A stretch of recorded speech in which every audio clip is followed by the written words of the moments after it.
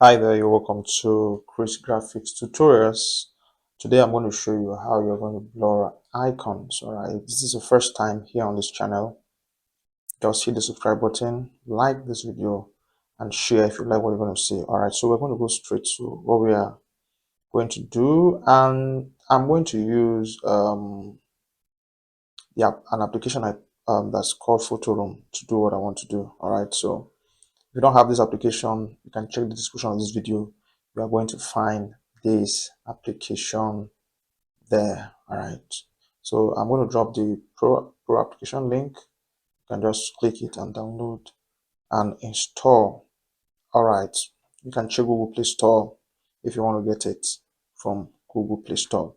All right. Once the application is open, what I just need to do, you can click to bring a photo. All right. This blue this button here, you can click it to bring a photo or click transparent over there.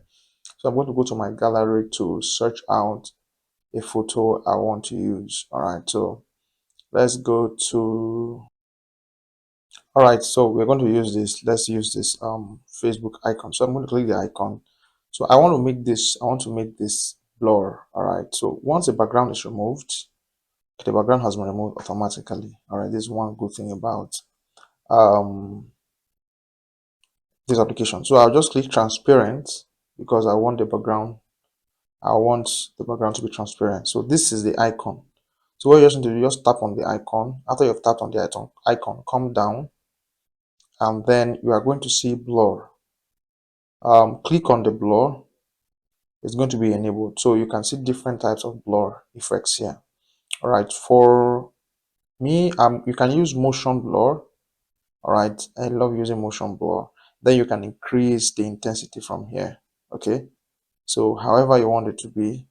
I think if this is fine for you and you are done, you can click done and then click this share icon up here or export. You can click export below and then save to gallery, and it's going to be saved as a PNG file, and then you're going to be able to use it for your design. So this is how to do this with your smartphone. So I'm going to load another video today that will show you how to do that in CorelDRAW as well.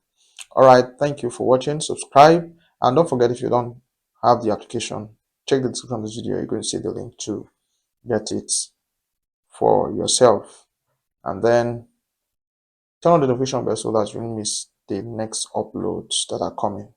All right, we upload videos every week, videos and shorts every week, so subscribe to stay updated. See you next week.